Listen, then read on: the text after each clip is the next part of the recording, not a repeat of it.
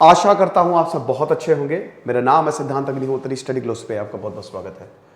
हम आज बात करेंगे आईएएस, पीसीएस या छोड़ो इसे, करंट अफेयर्स की बात करेंगे। ठीक है, करंट अफेयर्स की बात करेंगे कि आखिरकार करंट अफेयर्स में कौन सी चीजें इंपॉर्टेंट है, आपको क्या क्या चीजें ध्यान में रखनी है। ठीक है, बहुत ज्यादा जरूरी है, स्पेशली जब आप यूपीएससी की प्रिपरेशन करते हैं तो करंट अफेयर्स एक बहुत इंपॉर्टेंट पार्ट होता है। हम बात करेंगे, लेकिन उससे पहले एक मैं चीज आपको बता देता हूं कि हमारा जो यूपीएससी का फाउंडेशन बैच है वो शुरू हो गया है। फटाक से इसको ज्वाइन करो यार, लाइव क्लासेस चल रही हैं। ऐसे राइटिंग की लाइव क्लासेस आपको हम दे रहे हैं कि ऐसे कैसे लिखना है। आंसर राइटिंग की तो चल ही रही है। अभी इस थर्सडे से इकोनॉमी की आंसर राइटिंग शुरू हो जाएगा। करंट अफेयर्स हम यहाँ पे मंथली आपको मैगजीन्स देते हैं। ठीक है, मैगजीन्स क्या मतलब, कंपाइलेशन देते हैं, तो कोई भी करंट अफेयर छूटता नहीं है। तो क्योंकि हम करंट अफेयर्स की बात करें, हमने उसको बहुत आसान कर दिया है। तो फटाक से कोर्सेज को अवेल करो यार यूपीएससी के। और ऑप्शनल भी हमने हिस्ट्री का और पीएसआईआर का लॉन्च किया है, तो उसको भी मिस मत करो। ओके, तो सबसे पहले हम करंट अफेयर्स की बात करेंगे। तो जो आपको चीज ध्यान में रखनी है, देखिए करंट अफेयर्स जो है ना, करंट क्या हो रहा है आपको नॉलेज होनी चाहिए। अब देखिए करंट अफेयर्स प्री में भी बहुत ज्यादा इंपॉर्टेंट है और मेंस में भी बहुत ज्यादा इंपॉर्टेंट है। मैं यहाँ पे याद रखिएगा कि करंट अफेयर्स अलग तरीके के होते हैं। जैसे अगर आप बैंक की तैयारी कर रहे हैं, एसएससी की तैयारी कर रहे हैं, तो वहां पे आपको अलग तरीके से प्रिपरेशन करनी है। मैं यहाँ पे आईएएस और पीसीएस की बात करूंगा। ठीक है, पीसीएस में आपको स्टेट के करंट अफेयर्स याद रखने हैं। जिस भी इस राज्य का आप एडमिनिस्ट्रेटिव एग्जाम दे रहे हो, उसके तो करंट अफेयर्स बेटा याद करके चलो। अच्छा, कब तक? देखिए मैं मानता हूं कि अगर जैसे जून में आपके एग्जाम है, तो जून में आप कम से कम जनवरी तक तो चलिए, 1 से 1.5 साल के 1.5 साल तक तो आप कम से कम करके चलिए। जैसे अभी 2022 में एग्जाम होगा, तो जनवरी 2021 से लेकर अगले साल, मतलब अभी तो खैर एग्जाम अभी तो यहाँ पे हो ही चुका है, लेकिन जब अगले साल एग्जाम होगा, मैं बता रहा हूं कि मतलब 1.5 साल का गैप लेके चलिए। अब 1.5 साल तक के करंट अफेयर्स आपको पता होने चाहिए, और 1 साल तक के तो जो भी हुआ है वो तो आपको आने ही चाहिए। अब देखिए कभी कभी क्या होता है ना, कि जैसे अभी एक क्वेश्चन पूछा गया था, वो एक 5-6 साल पहले एक हिंदू में एडिटोरियल आया था।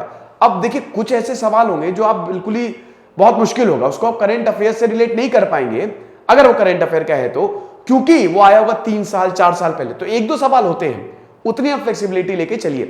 लेकिन करंट अफेयर्स में सबसे पहले आपको यह समझना है कि यूपीएससी और पीसीएस के करंट अफेयर्स की तैयारी थोड़ी अलग से होती है ना। अब कैसे अलग से होती है, उसमें आपको क्या क्या फॉलो करना है। देखिए बहुत लोग बोलते हैं सर क्या न्यूज़पेपर पढ़ना चाहिए करंट अफेयर्स के लिए?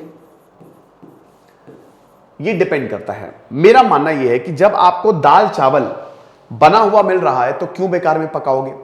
आजकल बहुत सारी वेबसाइट्स आ गई हैं, बहुत शानदार वेबसाइट्स आ गई हैं, बहुत सारी मैगजीन्स हैं, यूट्यूब चैनल्स हैं इनफैक्ट, जो आपको करंट अफेयर्स की जानकारी देते हैं।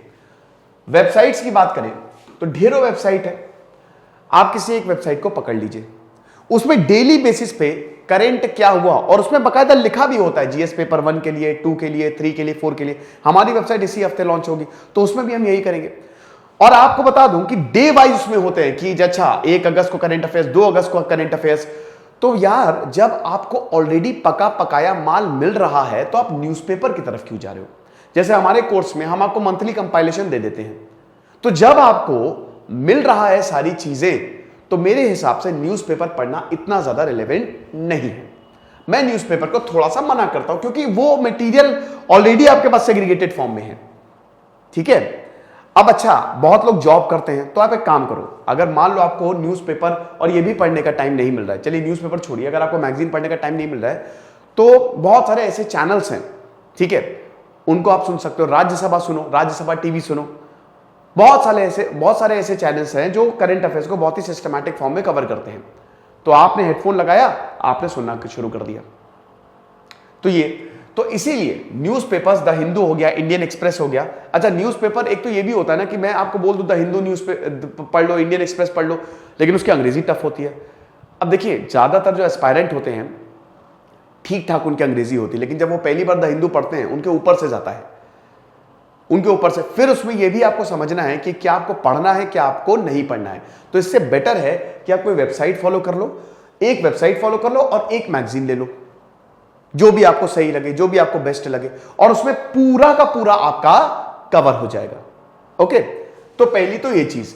दूसरा पॉइंट हो गया स्टैटिक। देखो यूपीएससी का जो पेपर होता है वो बहुत ज्यादा डेटा फ्रेंडली नहीं होता है, वो डेटा आपसे नहीं पूछते, वो आपकी थिंकिंग पूछते हैं कि आपको एडवर्स सिचुएशन में डालेंगे आप क्या करोगे, और नॉलेज तो आपको होनी चाहिए, विदाउट नॉलेज तो है नहीं। तो देखिए स्टैटिक बहुत ज्यादा इंपॉर्टेंट है यूपीएससी में। स्टैटिक और डायनेमिक होता है, डायनेमिक आपका करंट अफेयर हो गया, डायनेमिक आपका बाकी स्टैटिक हो गया। तो अगर आपको स्टैटिक नहीं पता होगा तो आप करंट अफेयर्स से रिलेट नहीं कर पाओगे। तो मैं हमेशा ये बोलता हूं कि जब भी आप करंट अफेयर्स को पढ़ रहे हो पहले आप अपना स्टैटिक पोर्शन कवर करो।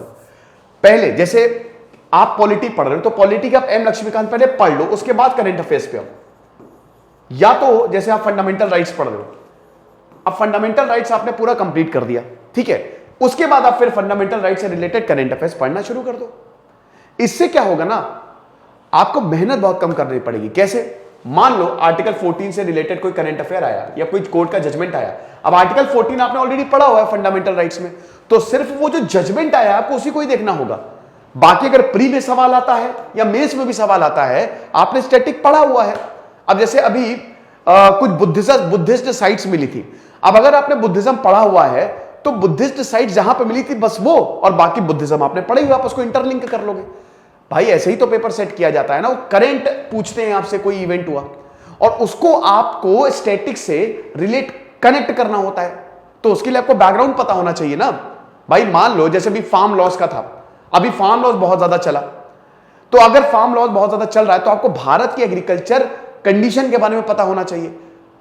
ग्रीन रेवोल्यूशन आया, एमएसपी क्या है, ये सब इकोनॉमिक टर्म्स हैं, इसके बारे में आपको पता होना चाहिए। तो कहने का मतलब यह है कि अगर आप स्टैटिक अपना अच्छे से कवर करते हो तो आपको करंट अफेयर्स में ज्यादा प्रॉब्लम नहीं होने वाली। फिर उसके बाद करंट अफेयर्स रिपीट होते हैं, जैसे फार्म लॉस बार बार रिपीट हुआ, आपको लगता है करंट अफेयर्स बहुत सारे होते हैं, बट ऐसा नहीं है। करंट अफेयर्स ना रिपीट होते रहते हैं कि अच्छा एक करंट अफेयर आया तो जो रिपीट हो रहा है उसको तो आपको इंपॉर्टेंट मार्क करना ही है कि इस पे तो सवाल पूछा ही जाएगा। ओके, जैसे जेम्स वेब टेलीस्कोप, उस पर आप सवाल निश्चित समझिए क्योंकि बहुत ज्यादा न्यूज में रहा है, ये चीज है।